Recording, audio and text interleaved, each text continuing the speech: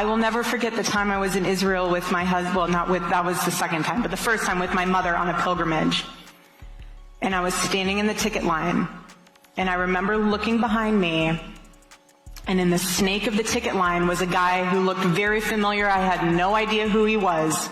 And I told my mom, this guy looks so familiar. And as a typical mother, she said, go and say hi. No. We were late for our flight, and I'm not going to come off like a crazy person that's just weird. That ended up being Charlie. Nothing is by coincidence. Folks always called the honeypot theory crazy until Charlie Kirk's sister, Mary Kirk, drew attention to Erika's race background, CIA-adjacent footage, and a past that looks less accidental the longer you stare at it. Now, that grieving widow story collapsing, and the question is no longer about whether she was placed, but by whom. Let's keep it a buck. For a long time, the rumors around Erika Kirk lived in comment sections. Fringe threads, anonymous posts, the kind of speculation easy to dismiss as internet noise until it stopped coming from strangers. Because once Charlie Kirk's own family quietly distanced itself, people stopped asking what trolls were saying and started asking what they knew, and that's when everything people had brushed off suddenly felt different. Not louder, clearer. That's when the word honeypot stopped sounding dramatic and started sounding technical. Because when you line Erika's life up in order, it stops looking like a coincidence and starts looking like placement. And once people noticed that, the past didn't just resurface, it rearranged itself. For years, Erika's public image was spotless, faith first, disciplined, untouched by scandal. A woman who claimed she had never partied, never dated seriously, never lived that kind of life before Charlie, the devoted wife and conservative ideal. But as soon as people began digging, that image collapsed fast. Old footage resurfaced, reality TV appearances, public boyfriends, magazine interviews where she openly praised former partners. Like Tyler, Massey, all these resurfaced photos directly contradicted the version of herself she sold to the public. That alone damaged her credibility, but it wasn't just the lies.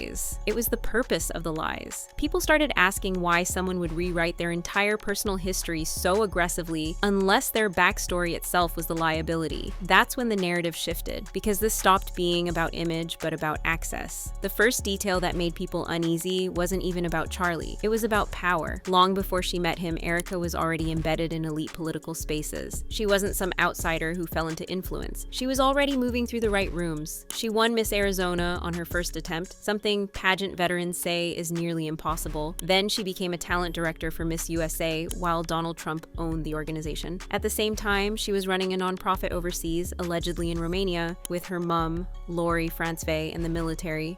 Was until I hosted the first Trump rally in Trump rally history right here in Arizona in 2015. I got a call from Miss Erika Kirk. Miss Arizona 2012. I just want to help, she said. So naturally, I put her right behind the president. So we've got politics, pageantry, and international operations all at once. That alone raised eyebrows. But then something stranger resurfaced. A buried documentary from nearly a decade ago quietly reappeared online. And inside it was Erika, not as a host or a bystander, but briefing national security professionals on cyber warfare and power grid vulnerabilities. We have 5 major threats that make our grid extremely vulnerable that we've presented to congressional officials.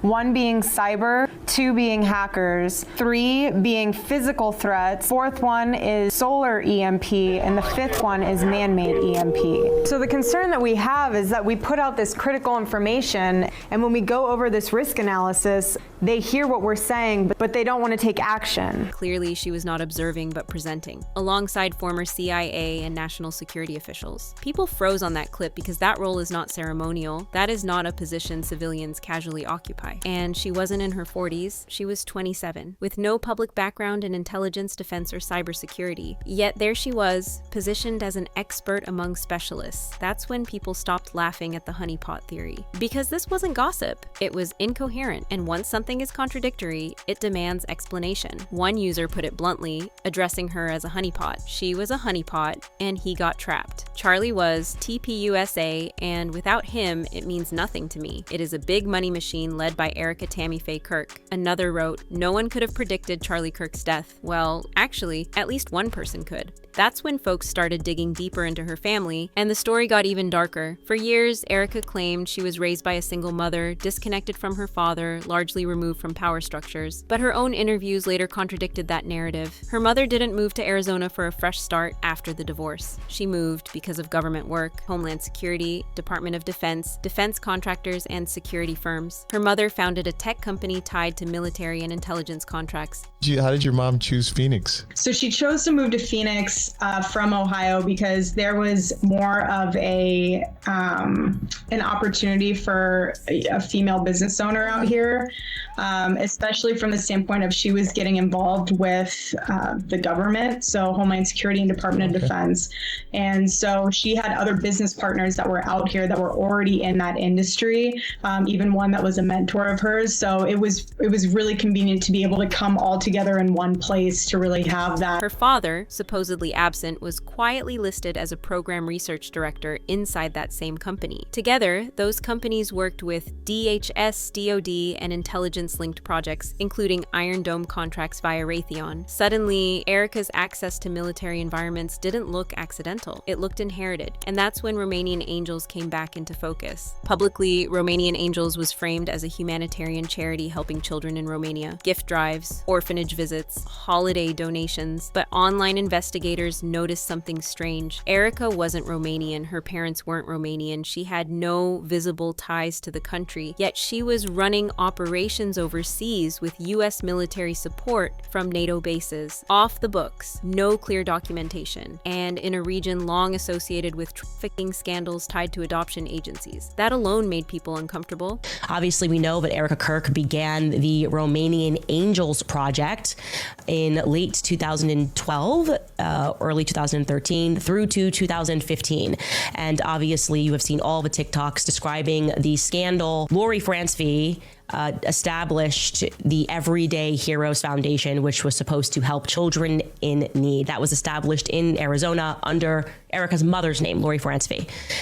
What they decided to do, as charities do, is that they develop certain projects and certain missions, and what spun out from Lori's charity was the Romanian Angels Project. And they got this deal with the military. They worked with the military in Romania to help orphans, okay? Now, it is a fact that they worked with, at that time, Colonel Otto Buscher.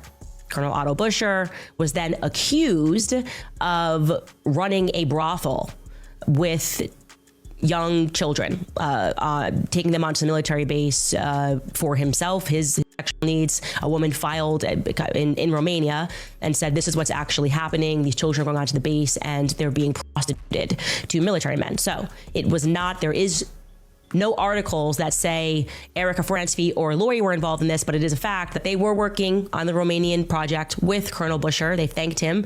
And then Colonel Buscher gets accused of running a Romanian brothel with Romanian children. Those are the facts of that. But the deeper question was how she gained that access. Once people connected her family's defense ties to her ability to operate inside military environments, the charity stopped looking like a charity. It started looking like infrastructure. This is sinister, okay? There were some very weird things going on. Did you know that Erika Kirk was Miss Arizona and worked for this guy's pageants back in 2012? The same guy who bragged on a TV show that because he owned the pageants, he would go in and watch them change. Okay, that's strange. Odd strike number one. Number two, did you know that she ran a charity organization in the country Romania, and there are locals in Romania that said that there was some very, very heinous, sinister things going on, but the authorities wouldn't do anything about it. The news wouldn't do anything about it. Then people revisited how she met Charlie, because she has told more than one version. In one story, she randomly spotted a stranger in an Israeli airport line and didn't know who he was. I will never forget the time I was in Israel with my husband, that was the second time, but the first time with my mother on a pilgrimage. And I was standing in the ticket line, and I remember looking behind me, and in the snake of the ticket line was a guy who looked very familiar. I had no idea who he was. And I told my mom, this guy looks so familiar. And as a typical mother, she said, go and say hi. No. We were late for our flight, and I'm not going to come off like a crazy person that's just weird. That ended up being Charlie. Nothing is by coincidence. In another, a job interview turned into a first date. Both were framed as divine coincidence. I wouldn't do it. You went to a job interview. Literally. So this is how good the Lord is. He knew that because I was not dating in New York City, he knew that in order for me to know that that was my man, he had to blanket Charlie as a job interview. Because if that went in, no joke, if he came to me and said, hey, let's go on a date to Bill's Burgers, I'd be like, I am so sorry. Thank you, but no, we're not doing this. That was my mindset. I was not in that headspace. I just wasn't.